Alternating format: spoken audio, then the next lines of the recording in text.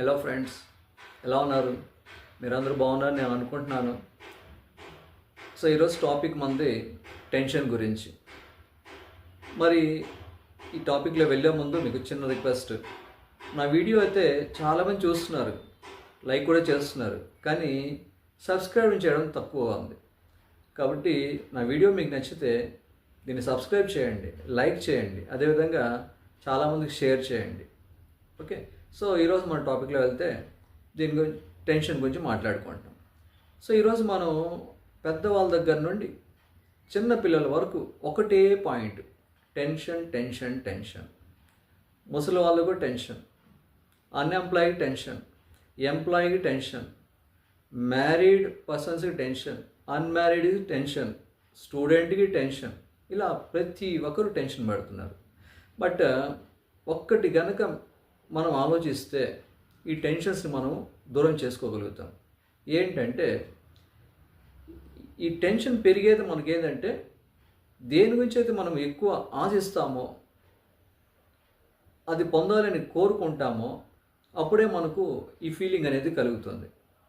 దీన్ని గనక మనం సెకండరీ పెట్టామనుకోండి, అంటే అది ఎంత పెద్ద వాడికాల్ అచీవ్మెంట్ కావచ్చు, ఆర్ ఏదైనా మనం ఇది కావాలి అని ఏదైతే అనుకుంటామో దాన్ని కనుక మనం సెకండరీ పెట్టేసుకుంటే ఆటోమేటిక్గా మనం మైండ్ ఏమవుతుందంటే దాన్ని లైట్గా తీసుకుంటుంది. అంటే అది వచ్చినా పర్లేదు, రాకపోయినా పర్లేదు అన్న ఫీలింగ్లో మనకు అనుకుంటే ఆటోమేటిక్గా మనకు ఆ టెన్షన్ అనేది రాదు.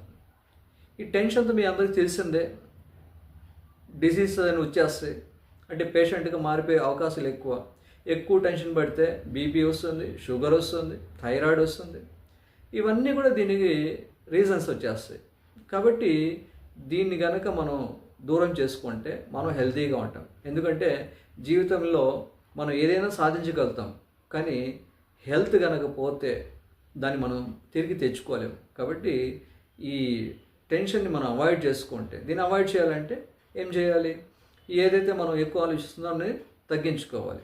అంటే అది వచ్చినా ఓకే, రాకపోయినా పర్లేదు అన్న ఫీలింగ్లో మనం ఏ ఒక్క వర్క్ని ఆ విధంగా తీసుకుంటే మనకు టెన్షన్స్ అనేది ఉండవు. మనలో దాదాపు 95% మనం దేవుడు ఉన్నాడని నమ్ముతాం. ఏది జరిగినా అతని మూలనే జరుగుతుందని నమ్ముతాం. మరి అలాంటప్పుడు ఏదైనా సరే మనకు జరగబోయేది అతను అనుకుంటేనే కదా మనకు జరుగుతుంది. అతను అంటే నేను చెప్పిన దేవుడు అనుకుంటేనే కదా మనకు అది జరుగుతుంది. కాబట్టి అది కనుక మనం ఆలోచిస్తే మొత్తం అతను ముందే ప్లాన్ చేసి పెట్టేసి ఉంటాడు. కేవలం మనం ఏంటి, ప్రయత్నం చేయడం మన ధర్మం. కాబట్టి అది మన రాతలో రాసి ఉంటే అది మనకు దక్కుతుంది. అది మన రాతలో రాయకోనంటే మనం ఎంత చేసినా దక్కదు. మన ఇండియాలో టాప్ మోస్ట్ ఎగ్జామినేషన్స్ అంటే మనం ఏమంటాం, యూపీఎస్సీ అంటాం. మరి యూపీఎస్సీలో ఐఏఎస్ పోస్ట్, దట్ ఈస్ ఏదైతే ఐఏఎస్ ఉందో, ఐపీఎస్ ఉందో, ఇవన్నీ కూడా సీక్వెన్స్లో పోస్టులు అంటాం. ఇప్పుడు యూపీఎస్సీ రాసిన తర్వాత అంటే బాగా కష్టపడితే పాస్ అయిపోయినట్లుంటే, ఆర్ బాగా కష్టపడితే ఐఏఎస్లు అయిపోయినట్లయితే ఎంతోమంది కష్టపడతారు, బట్ అందరికి వచ్చేయాలిగా. అది కాదు కదా. వాళ్ళు కూడా ఏమంటారు, మనం ఎంత కష్టపడినా ఫైనల్గా లక్ ఉండాలి, లక్ ఉంటేనే వస్తుంది. మరి ఆ లక్ ఎవరు ఇచ్చేది? ఆ లక్ ఇచ్చేది భగవంతుడే కదా. మరి అంత పెద్ద ఎగ్జామినేషన్ మన లక్ గురించి మాట్లాడుకున్నప్పుడు మరి జీవితం అంతా కూడా దానిపైనే ఆధారపడి ఉంటుంది కదా. ఇంకొక చిన్న ఎగ్జాంపుల్ ఇస్తాను. ఒక ఇంట్లో ఫ్యాన్ ఫిట్ చేశారు, వైరింగ్ అంతా ఇచ్చేసారు, కనెక్షన్స్ అంతా అయిపోయింది. ఫైనల్గా ఫ్యాన్ తిరగాలంటే ఏం చేయాలి? మనం స్విచ్ వేయాలి. స్విచ్ వేయడమే మన పని. దాని వెనక ఏదైతే కనెక్షన్స్, వైరింగు, ఇదంతా కూడా మీటరు, పోల్లో కనెక్షను, సో దాని వెనక ట్రాన్స్ఫర్, ఇదంతా కూడా వెనక ఉంటుంది. మనం చేయడం ఏంటి? కేవలం స్విచ్ చేస్తాం. ఇదే మన ప్రయత్నం.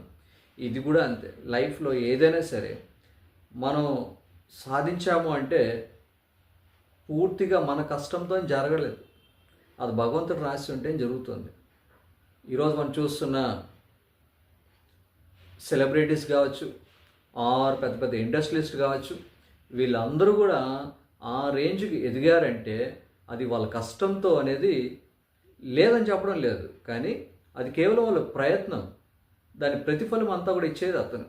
కాబట్టి ఈ పాయింట్ని మీరు గ్రహించి ఫర్దర్గా మీరు ఏ యాక్టివిటీ కావచ్చు, ఆర్ వర్క్ కావచ్చు, ఆర్ వస్తువు కావచ్చు, ఏదైనా సరే ఎక్కువ దానికి ఇంపార్టెన్స్ ఇవ్వద్దండి, ఎక్కువ దాని గురించి ఆలోచించద్దండి, ఎక్కువ దాన్ని కోరుకోవద్దండి. ఎప్పుడైతే మీరు దాన్ని లైట్గా తీసుకుంటారో ఆటోమేటిక్గా మీకు టెన్షన్ అనేది రాదు. ఓకే, సో కాబట్టి దీనికంటే ఇంకా పెద్ద సొల్యూషన్ అంటే ఏం లేదు. ఒక సైకాట్రిస్ట్ చెప్పినా ఆర్ స్కాలర్ చెప్పినా దీని మించి సొల్యూషన్స్ అంటూ లేవు. కాబట్టి నా వీడియో చూసినందుకు thank you very much. Have a nice day.